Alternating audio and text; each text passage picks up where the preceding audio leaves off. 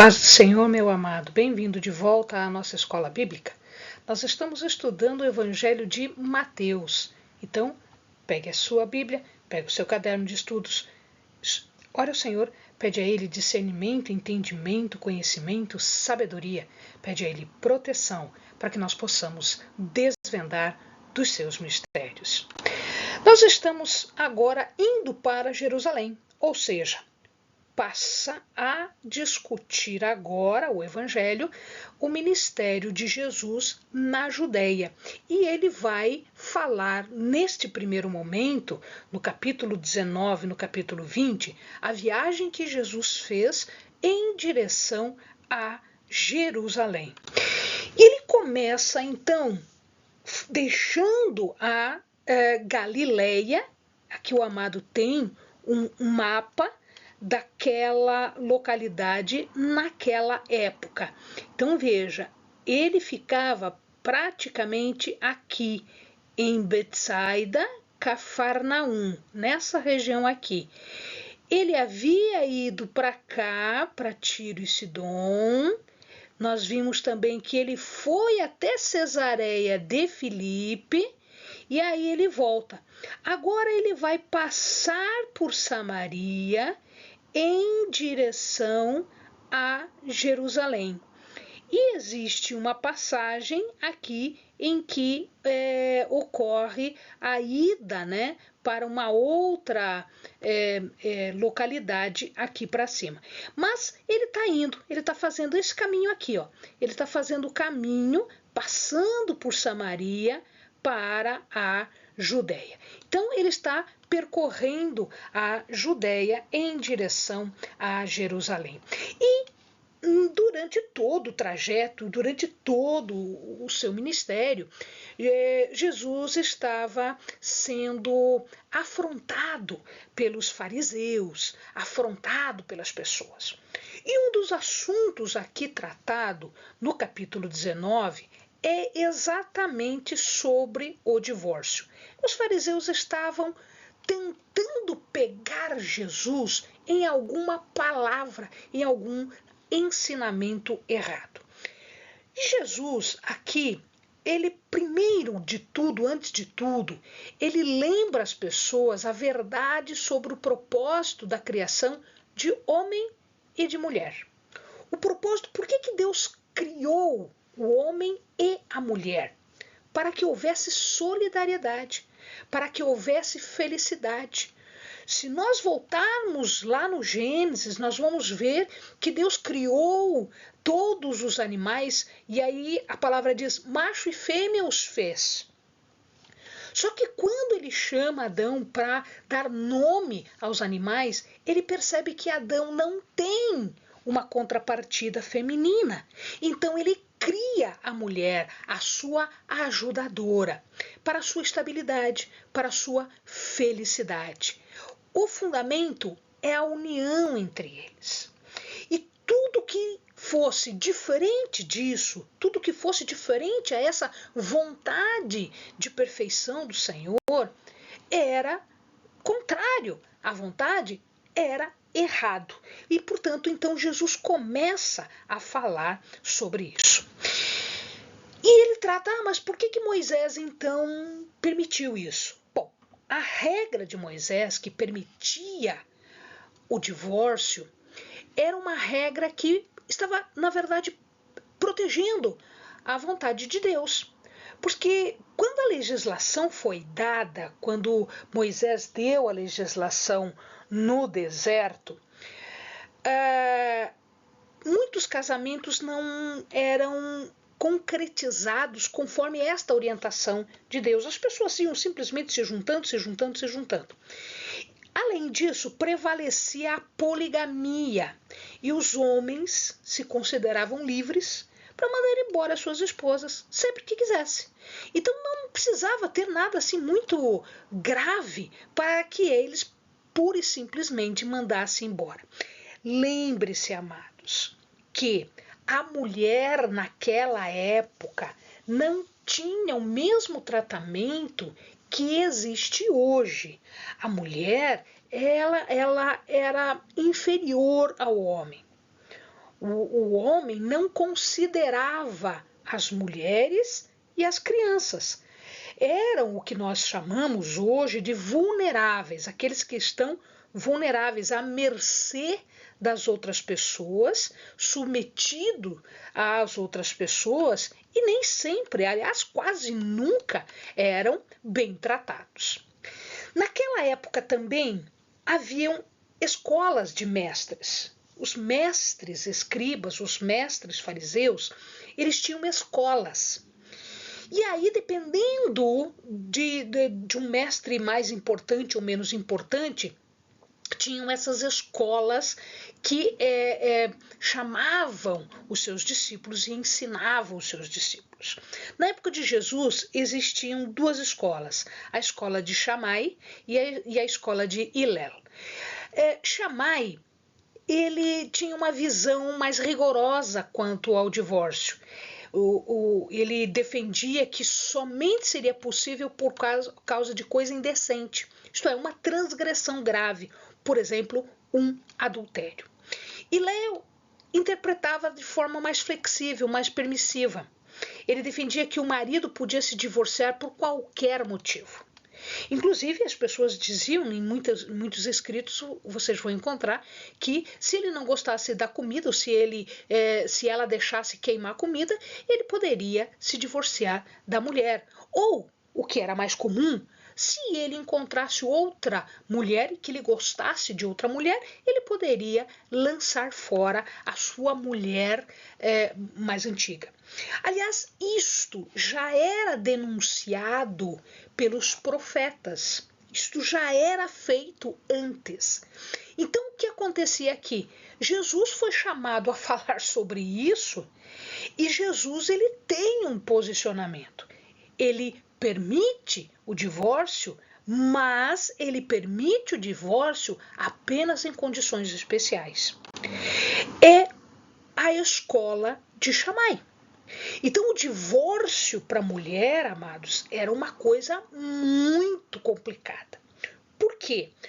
Porque acabei de falar que as mulheres naquela época não eram consideradas. Elas não tinham uma posição social como hoje tem. Hoje, a mulher é dona de casa, ela tem uma casa, ela tem um emprego, ela tem uma profissão, ela pode ter uma empresa, ela pode ter. Hoje, a mulher não é dependente do homem. Economicamente falando, ela não tem essa dependência. Ela pode ir para os negócios, ela pode viver a sua vida sem depender de um homem. Naquela época, isso não acontecia. A mulher, se ela não tinha um homem, pai, irmão, marido ou filho, ela dependia de uma vida adúltera, de uma vida de prostituição, não uma vida adúltera, né? Porque adúltera tinha que ser casada. Uma vida de prostituição para sobreviver. Então, as prostitutas daquela época nem sempre eram pessoas que escolheram aquela vida porque gostavam de uma vida dessa forma. Não. A maioria das prostitutas eram ou prostitutas sacras, de deuses, e daí havia uma prostituição dita sagrada dentro do templo dos deuses, ou uma prostituição por necessidade, porque a pessoa não tinha outra forma de ter alimento. Então, o divórcio para a mulher era forçar a esposa divorciada a uma vida de prostituição, por conta da condição da mulher naquela época, que era sofrida, era restrita em termos de formas para se sustentar. Então, se ele fizesse o divórcio, dizia Jesus, e casasse com outra, ele está cometendo adultério. Na opinião de Jesus é isso. Por quê? Porque ele dava o divórcio e casava com outra. Mas a ligação já existia antes. E, portanto, para Jesus, isso significa que existia o adultério.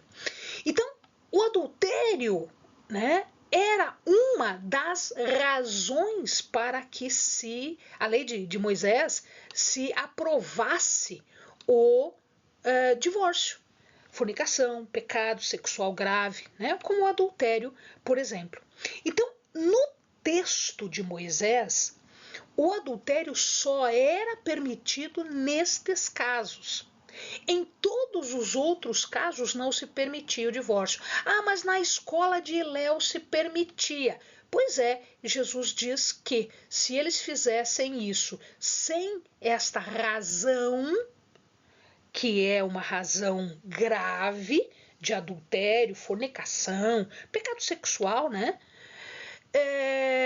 Cometia-se adultério se o homem se casasse com outra pessoa, porque a razão do divórcio não havia sido uma razão grave.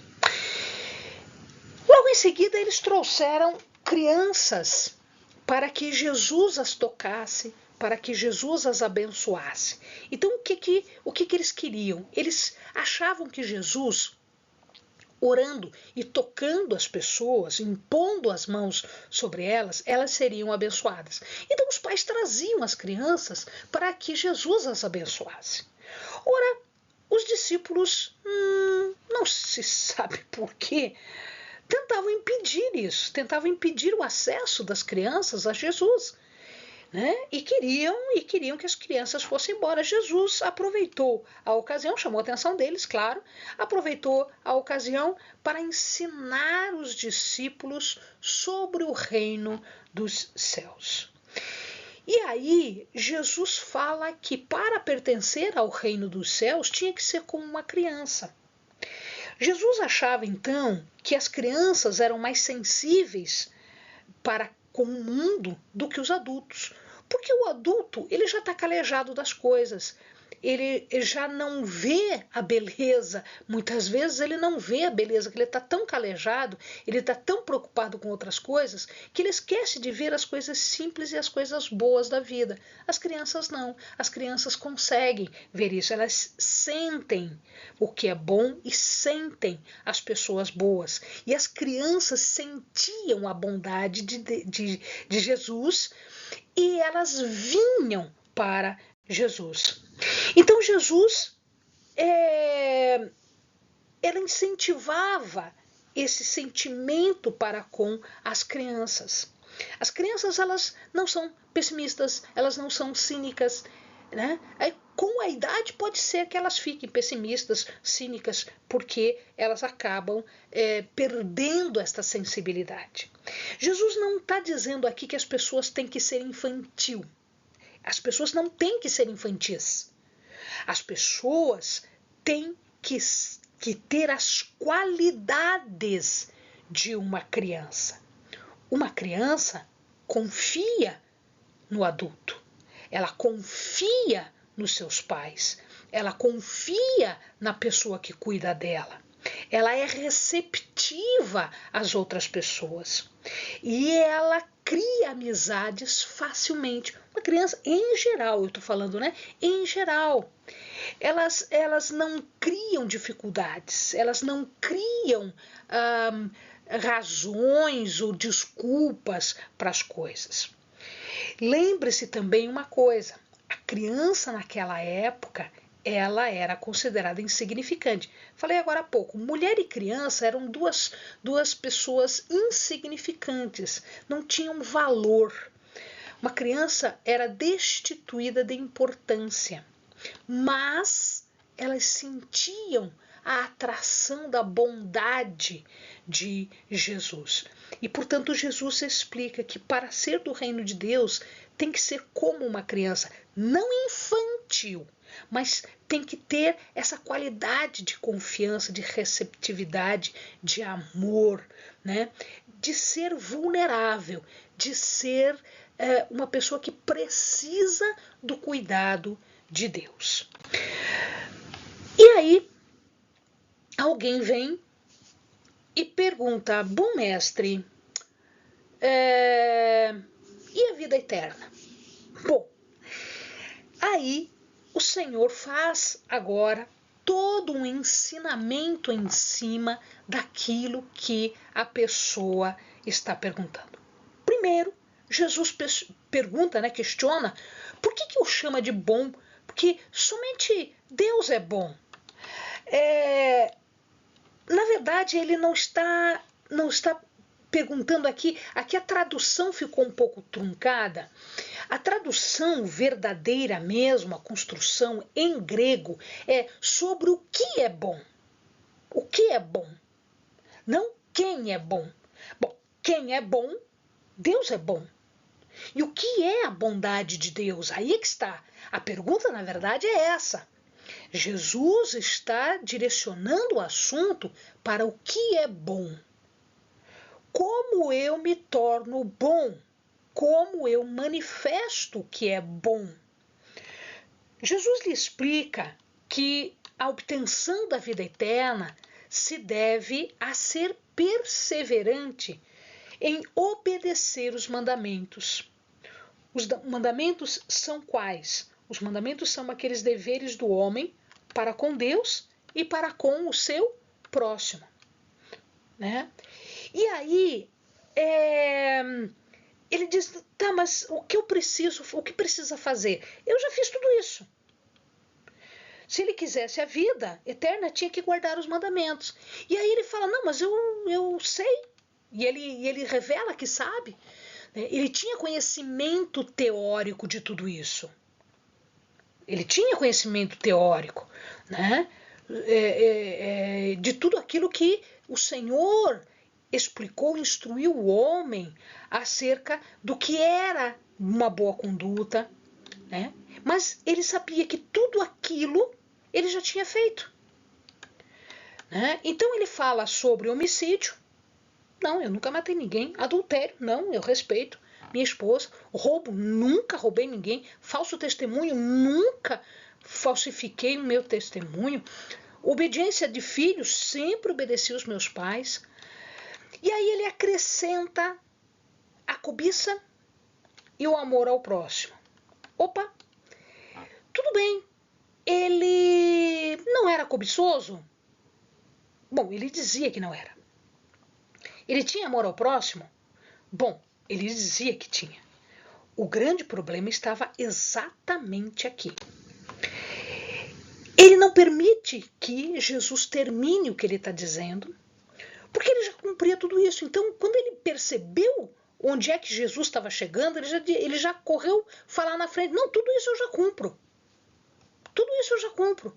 E aí, Jesus diz, então seja perfeito e obedeça o 10º mandamento. Porque você não precisa, para tudo isso, para a vida eterna, não é só obedecer este. É para obedecer todos. E um dos mandamentos diz que você tem que tratar os outros, amar o próximo como a si mesmo.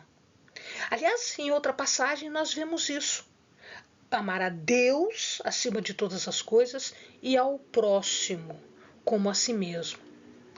Nesses 2 mandamentos, diz o Senhor, está toda a lei.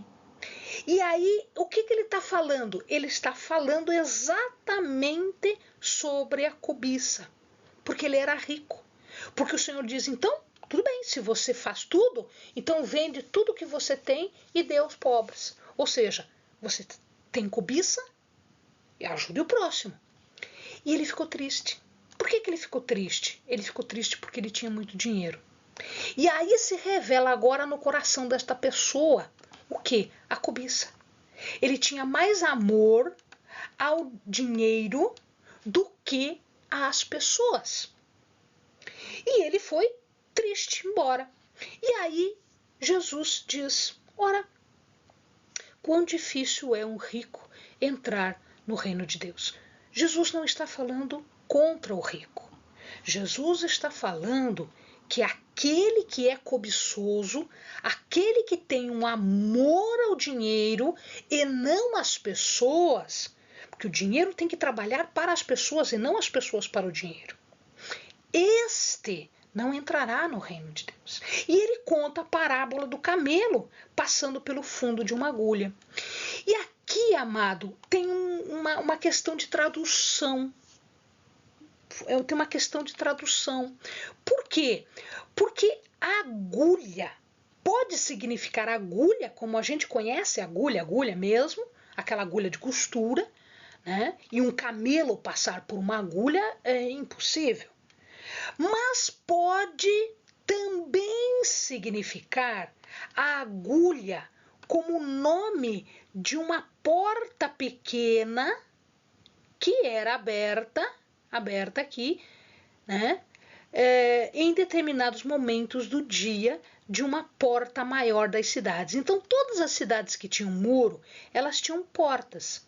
Estas portas tinham uma porta grande, que era aberta, e num determinado momento fechava-se a porta grande e se deixava uma porta pequena. Uma porta pequena que um homem, se abaixando, né, se espremendo, ele entrava. Mas um camelo, pela porta, quando ela está aberta, ele passa. Mas quando é a agulha, quando é esta porta pequena, que também se chama agulha, ele não podia passar. Por que ele não podia passar? Porque, primeiro, ele era grande, segundo, porque um camelo era utilizado para carga. Amados, nós não conseguimos passar pela prova, pelo fundo da agulha, se nós estivermos levando as cargas deste mundo. Então era isso que Jesus estava dizendo. Não era que um rico não podia entrar. Zaqueu era rico. Zaqueu entrou. Outros, inúmeros ricos, foram salvos. Nicodemos foi salvo. Então, o ser rico e o ser pobre não é condição para entrar. Mas o ser cobiçoso, o ser materialista e só pensar no dinheiro, este não vai entrar. Porque a salvação implica em que você observe os 10 mandamentos. E um dos 10 mandamentos é exatamente não ter cobiça. E um dos 10 mandamentos é exatamente ter o amor ao próximo. E aí Pedro lhe pergunta, então, quem pode entrar? Jesus responde que Deus deu esta possibilidade. Amados, nós, por nós mesmos, não conseguimos entrar. Não interessa o sacrifício que você faça, não interessa o que você faça, você por si mesmo não entra no reino dos céus. Quem entra no reino dos céus? Aquele que crê em Cristo. Deus fez esta possibilidade, este acesso, e este acesso é Jesus. Jesus é a porta. E nós? Aí ele puxa para o lado dele de novo, né? O Pedro sendo Pedro. Puxa para o lado dele. E os apóstolos? Os apóstolos, eles teriam um especial lugar de honra, diz o Senhor. Por quê? Porque eles fizeram sacrifícios materiais e pessoais. Eles largaram a sua vida, eles largaram os seus afazeres, a sua família. Todo aquele que faz isso tem um lugar especial, né? Os que chegaram por último no reino de Deus serão tratados em igualdade de condições com os que chegaram primeiro. Então não interessa quem chegou antes, interessa que todos chegarão no reino e todos estarão na glória, né? E se assentarão com o Cordeiro naquele jantar sagrado. Amém, amados? Bons estudos.